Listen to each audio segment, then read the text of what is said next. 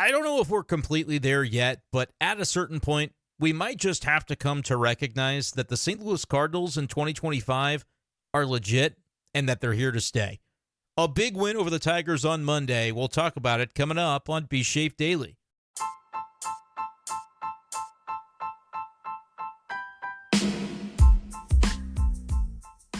What's going on, everyone, and welcome into this edition of B-Schaeff Daily. Brenden Schaeffer with you. It is Monday evening, May 19th, 2025.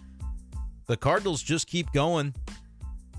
7-2 on the road trip, 9 games, 3 cities, Washington, D.C., Philadelphia, Kansas City. The Cardinals played really well. Now they come home, face the team with the most wins in baseball on Monday, the Detroit Tigers. And the Cardinals pound them into submission. 11-4, the Cardinals win. It wasn't even as close as that might indicate, as the Cardinals were up 11-0 at one point in this game. The Detroit Tigers bringing in Tomas Nido to pitch. He is not a pitcher by trade. If you wanted to know how out of hand this game was, that'll give you the indication. As the Cardinals, well, they pounded the Tigers, who started things off with an opener. That didn't go great, and it didn't really get much better from there as St. Louis piles up 10 runs, 9 of them earned on the Detroit bullpen, including a barrage against John Brebbia. The former Cardinal didn't have his best night in the return to Busch Stadium tonight, as he gave up 5 runs. 4 of them were earned on 5 hits while recording just 1 out. Gives up the punctuating home run, as it was Pedro Pages who took him deep in this one. Cardinals win it big, and they just continue to roll. And even as a little cherry on top, I told you not to pay attention to the standings for a little while because of just how many bad teams in a row the Chicago Cubs are going to get to face. But they lost to one of them on Monday night. The Marlins getting an 8-7 win over the Cubs, which puts the Cardinals back to within a game of Chicago in the division. The Cubs don't play a real legitimate team any better than the Reds between now and June 6th. This is a trend that's been the case. It's been true for the past week or so as they played the Marlins and the White Sox last week. I said, starting in that stretch, you're going to see them rattle off about 18 out of 25. Yeah, if the Marlins can help out a little bit, maybe that looks like a different number than what I expected. But the Cardinals are at least doing their business, and that's all that really counts. Keep that focus, and they have done so with the lineup really getting the job done. You have 6 different guys in Monday's lineup go for multi-hit games. Nootbaar win. Donovan with a 3 for 5. That's his 4th 3 or better hit game in the past 5 games. He has had 3 or more hits in 4 of the last 5 that he has played. The batting average up to 337. The the OPS up to 867. Donovan has been fantastic. But you also got multi-hit game from Ivan Herrera, who continues to rake. He's hitting 426 on the season. The OPS at 1299. Alec Burleson had a couple of hits in 2 at-bats tonight before he gave way to Jordan Walker, who came up with a clutch double off the wall to extend the Cardinals' lead prior to the home run by Pages, as the Cardinals really poured it on to Brebbia in a 6-run 7th inning. Victor Scott, by the way, ended up going 2 for 3. Also reached base via walk. His OPS at 719. The Cardinals are just rolling top to bottom in this lineup right now. So we'll talk about it, but I think we would be remiss if we waited any longer to talk about Sonny Gray in the way that he was able to bounce back from the rough outing that he had in Philly. Remember, that was part of the Cardinals' long winning stretch, but it wasn't a great start for Sonny Gray a handful of days ago. This one, he looked much different, much sharper. 10 strikeouts for Gray in 6 innings of scoreless baseball, gave up 3 hits and 1 walk. And this is not the case where, he's pitching against a bad offense or a bad lineup. The Cardinals were facing a team with a bunch of dudes in the lineup with an OPS better than 800 this year, like Spencer Torkelson, Kerry Carpenter, Gleyber Torres, Riley Green in the middle of that lineup. There have been a number of guys on that roster performing at a high level. Javi Baez was the only guy not in the lineup tonight that I would say is somebody you got to watch out for. And last few years, you wouldn't really call Javi Baez someone to watch out for, but go ahead, Google his numbers. He's been better than you might think. He's really had a resurgent type of year for Detroit. But my point is, like, Sonny Gray was facing a lineup that's very capable.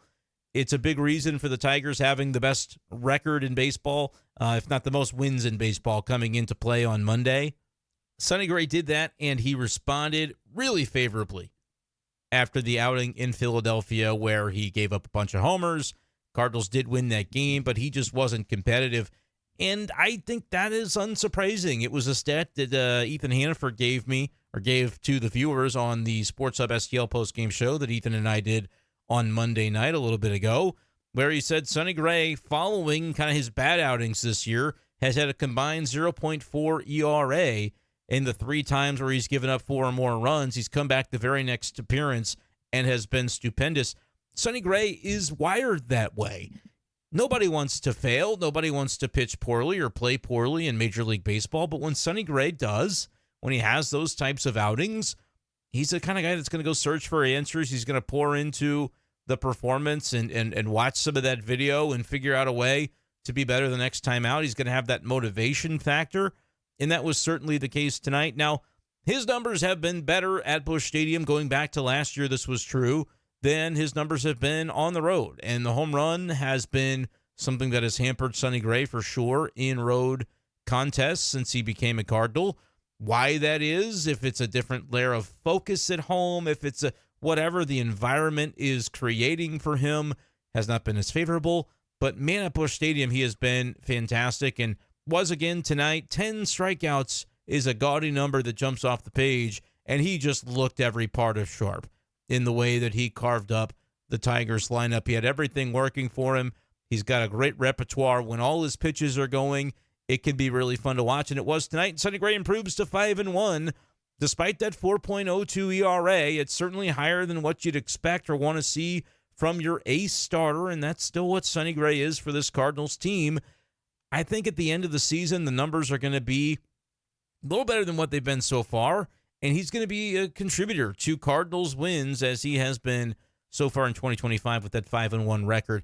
Got to find a way to get rid of those kind of want to throw them away types of outings, but I mean, the sharpness is still there. We can still see that for Sonny Gray. I don't think it's a sign of an age-related decline. It's just about that consistency, and that, of course, is the name of the game that all players are searching for throughout Major League Baseball. And Jordan Walker, a hitter on the Cardinals, is no exception. And if he can start to bottle what he has been coming up with recently, and tonight it happens in a role off the bench, which I think is so important, was coming against John Brebbia in that spot. Kind of curious with Alec Burleson starting the game. He gets on base 3 times, was 2 for 2 with a walk. And then it's Walker that comes in. If that's just a case where after the rain delay, didn't want Walker to continue. I didn't see the wording from Ollie Marmol postgame if that was something he was asked about, or if it simply was a matchup that they wanted to give to Jordan Walker. And that's an aspect of this that I can really appreciate, because I think Oliver Marmol would love to use his bench this way, would love to be able to set up scenarios and matchups that can benefit his team. We talk about runway, and we talk about the Cardinals trying to give more opportunities to certain guys, but man, we're really seeing a great version of Jordan Walker in that spot where he's able to come through, and he has had hits in, not 4 consecutive games, I don't believe, because he did sit the night game of that doubleheader against Philadelphia and then came on, but did not register an at-bat, so I guess sort of that's a way to consider 4 consecutive games that he's had a hit. He scored a run, but reached base via another matter. I don't even remember in the moment whether that was a fielder's choice. I think that might have been the case. But anyway, Jordan Walker, it's a small sample size, but we're starting to see some better signs from him. Obviously, the home run that he hit over the weekend was a big one, powering the Cardinals in that 1-0 win. So you're trying to find glimpses and any signs of life that you can from Walker, and I think you're starting to get that. Can he, as we talk about with Sonny Gray, it's a matter of consistency at the big league level. How about Walker? Can Jordan Walker be that consistent force in the Cardinal lineup? Because if he can, I think you're talking about a guy that can still be a difference maker. He has not yet turned 23 years old. That doesn't come until later in the week, the 22nd of May. Do not turn your back yet on Jordan Walker. There still could be more to come. And listen, if you get to a point where it's mid-July and we're not really sure what it looks like for his playing time because the runway has run out, if he's not performing, you have a conversation about what the future could be. Sure, I don't know what this trade deadline is going to look like for the Cardinals. Beyond the conversation about runway, the trade concepts and the way that this team approaches roster building between now and the end of July, to me, is a bigger conversation than simply just talking about runway, because the Cardinals have a bunch of guys, namely pitchers, on expiring contracts who are helping them win games right now. Eric Fetty, Miles Michaelis, Steven Matz, certainly Ryan Helsley.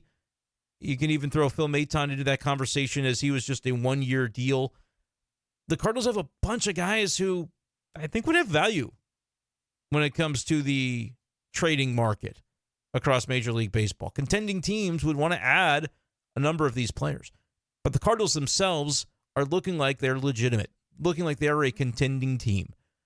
What do you do when the whole entire premise of your offseason was, we're going to kind of do nothing because it'll save ownership money, but also the trickle-down effect of that is we're going to get to find out about some guys that in another year, in another organization, in another alternate reality, we're filling holes on the roster with money, with finances and the resources that we have there in the offseason to make for the best possible team on paper coming into opening day.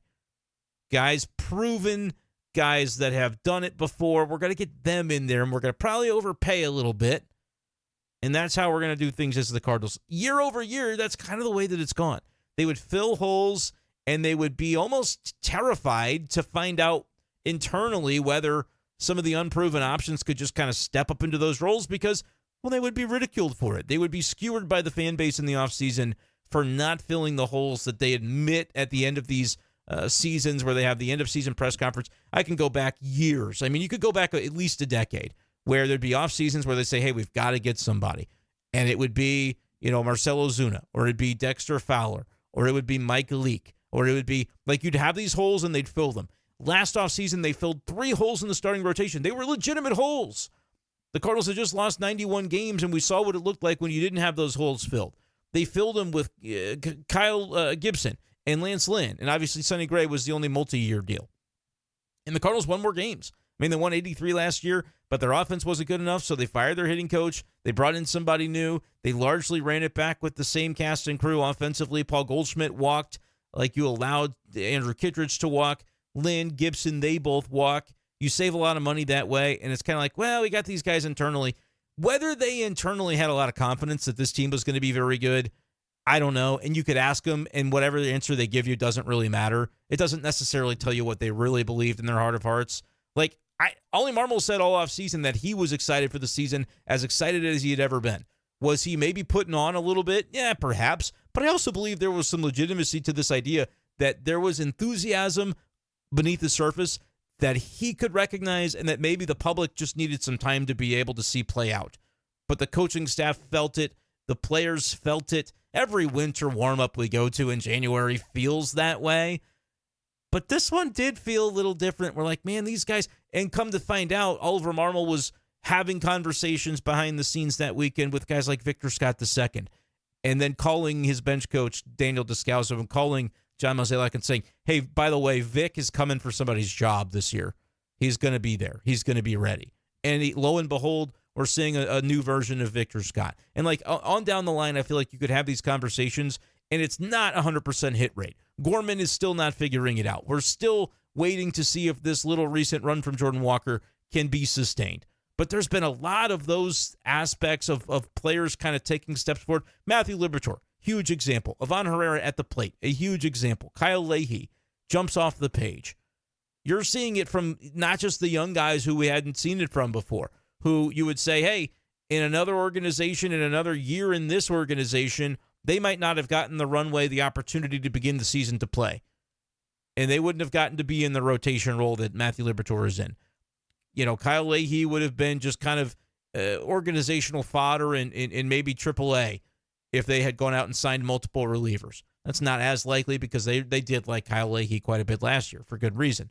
But he has emerged as somebody that nobody outside of that building really believed he was going to be, not this quickly. And so all these things are kind of coming into play. We knew Herrera could hit. What he's doing is outlandishly impressive at the plate. But then you're getting guys that they were going to be given the roles, but was their performance going to be kind of like last year, or are they going to take it up a notch? You're seeing Lars Nootbaar consistently, first of all, he's healthy, but second of all, more consistency, I think, in his performance this year. Brendan Donovan has raised the level of his play. Another year removed from the arm surgery that he had, by the way, repairing the, I believe it was a UCL repair, ultimately, not even the flexor tendon. So, like, all of these things, you start to sit back and think about it and go, well, no wonder the Cardinals are really kind of rolling the way that they are. Remember, early this season, we thought the bullpen was just completely untenable. And for a while it was. And you make a couple of tweaks. You do what any team, worth its salt is looking to do and trying to get things back on track. And so far, so good. It looks like this bullpen, you introduce new players like Gordon Graceffo that could be part of the bullpen mix. Like there's a churn to that. And the Cardinals, it feels like there's something there. Offensively, we've seen it. Defensively, I mean, the defense is winning this team games like it did on Saturday. The rotation has been, I know there have been the moments where you can pick out that it hasn't been as good, right? The games that stick out in your mind where a guy struggles. The rotation as a whole has been unbelievable in terms of the consistency. And like a couple of the outlier bad games, one of them was Sonny Gray's a handful of days ago in Philly. Didn't even cost him. They win that game. The other one was the fateful Michaelis start that we continue to bring up because it completely changes the outlook on his season from like a 3.8 ERA to a 2.3 ERA in the course of one game. That completely changes the way that it looks on paper. But what's the impact of Miles Michaelis been? Overwhelmingly positive. I mean, it's just, you can go on. Eric Fetty's had a couple of clunkers, but man, has he had some good ones too. We know Libby's been fantastic. Palante, maybe you want to find a little bit more consistency to dial in from him. But this Cardinal rotation, I mean, they've got to be outperforming even the expectations internally. They probably hoped it would look good. But let's give Dusty Blake his flowers too for what they're doing so far. I'm not crowning these guys yet, but come on. This Cardinals team is impressive and fun to watch right now, is it not? 3.56 is the starting rotation ERA. 3.5, that's 8th in baseball. Here's where they rank even better. Innings. The Cardinals rotation has thrown 265 and a third innings. That's 3rd in the league, behind only the Royals and the Phillies. And the Royals have played an additional game, but their rotation's been unbelievable. They did just place 40% of it on the IL on Saturday, so we'll see if that sustains without Lugo and Reagans. But the Cardinals have been a rotation that is giving innings on a consistent basis. Again, even with a few of those that you could point out and say, well, this guy, he didn't go very deep. We're just talking about relative to the rest of the league. I mean, the Cardinals are averaging over 5.5 innings per start. And that's not easy to do in the modern game, and it's even less easy to do when you think about the handful of outings that haven't gone well. But that just means everybody else is covering for those by Fetty going 9 and a number of guys pitching into the 8th and going 7. Tonight, Gray goes 6.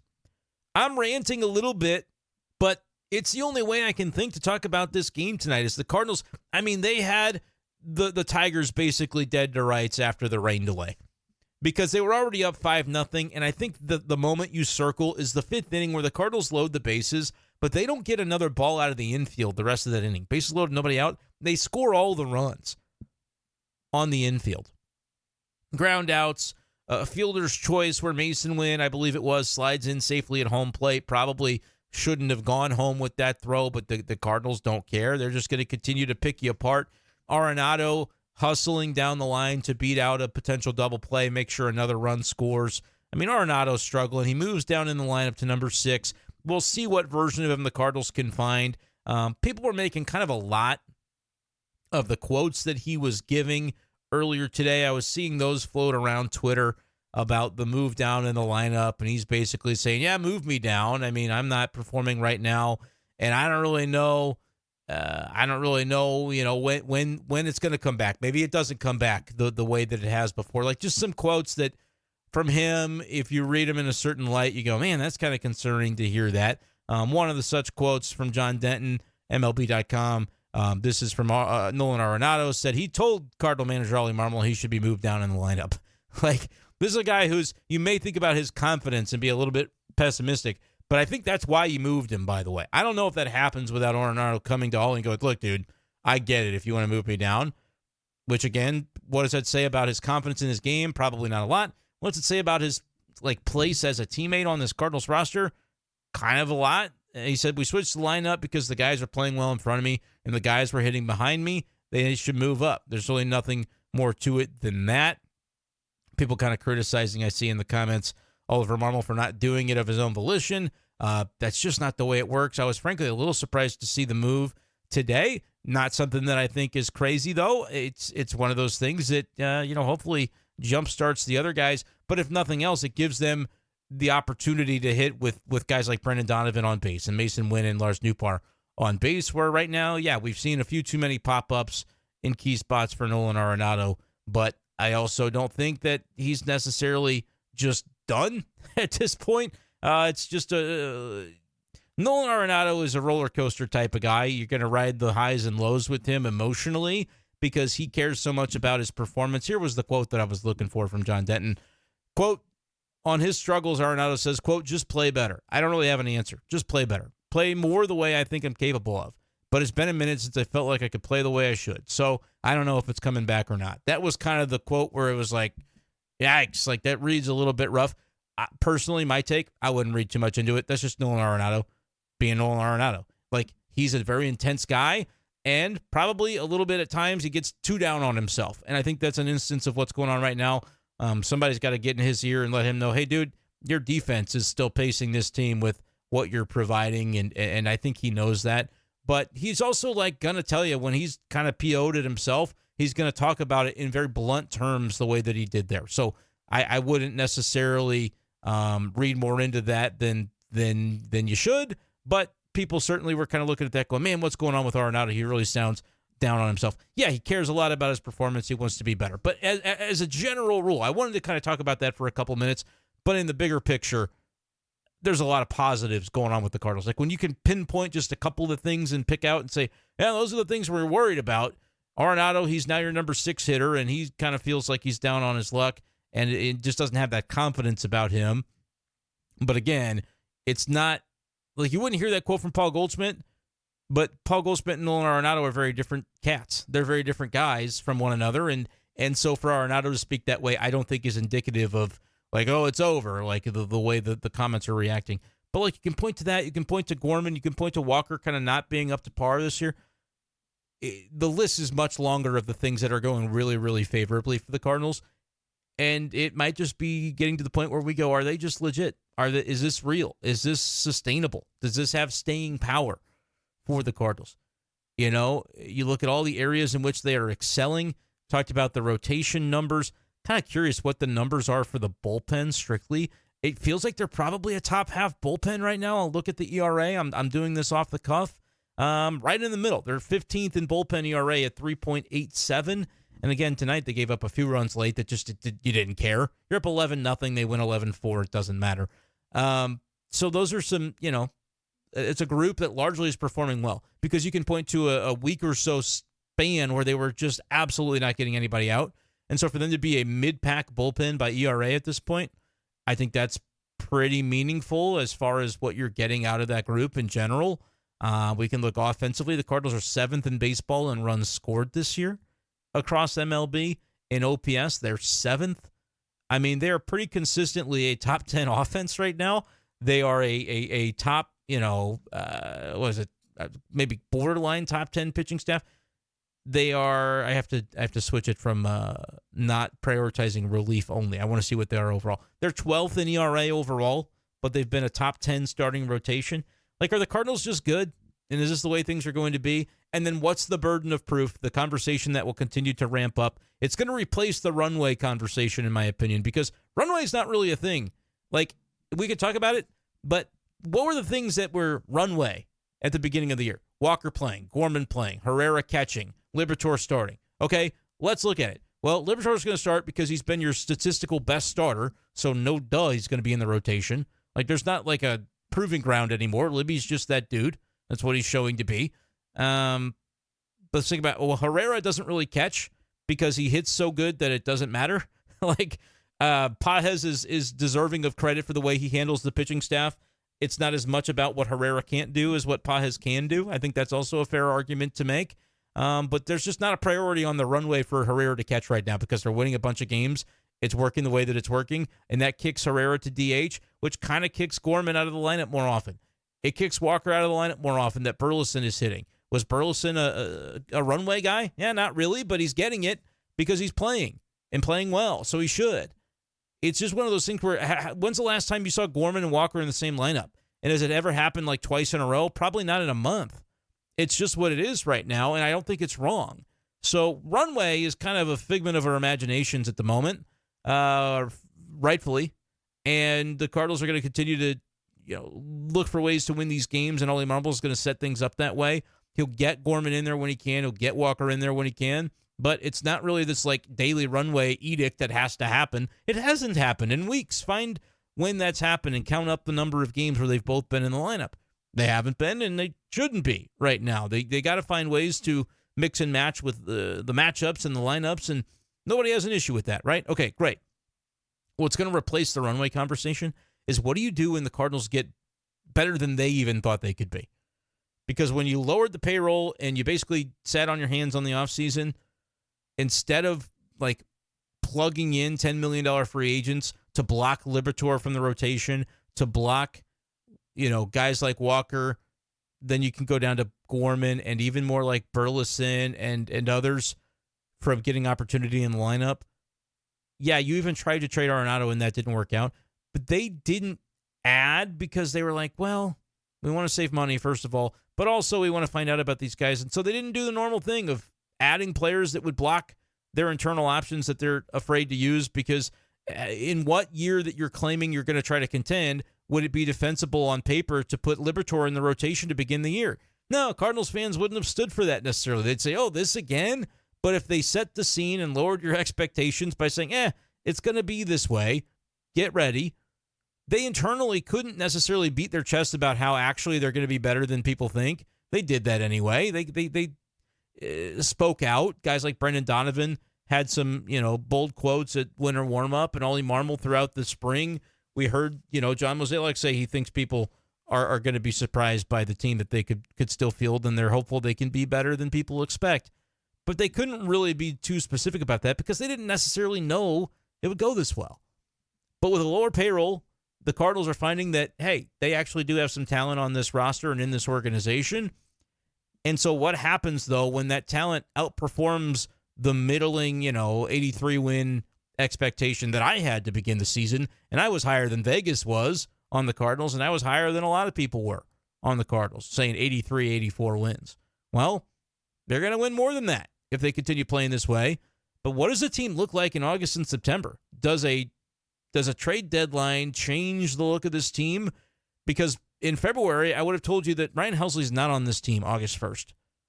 And throughout March and April, I would have probably said the same thing. I don't know what to say about it on May 19th, because teams that are a game back and potentially in first place as they move forward here into the summer don't trade their closers usually. And when they do, you can think of it not going well. Like Josh Hader being dealt by the Brewers a few years ago kind of tanked the whole mojo that they had, and the Cardinals were able to sneak up on them and win. I believe that was 2022 when that happened. So, I don't really know what the answer ends up being, but they got, as we said, a lot of those short-term assets that you would think expiring assets turn into valuable commodities at the deadline. What do the Cardinals do? Do they keep the band together, or are they going to still have to play the business angle of this and thinking long-term? I would say if Chaim Bloom had already been installed as the Pobo, you might see some really gnarly trades made that anybody hoping to see a contending club be held together may be disappointed in. John Mozeliak's still running the ship. You think he wants to sell on a first-place team in his last trade deadline? You're out of your mind. I think. I don't know for sure. Cardinals fans, what do you want to see? A lot of Cardinals fans are very savvy to the business side of it. Helsley's not on this team next year. I'm just telling you, I don't think he's going to be. I don't think they're going to extend him. I'm not saying they should or shouldn't. I'm just saying they won't. That's not the way I expect them to spend money, if they spend it all. So doesn't that mean you have to trade him if he's the most valuable pitcher on the market potentially in July?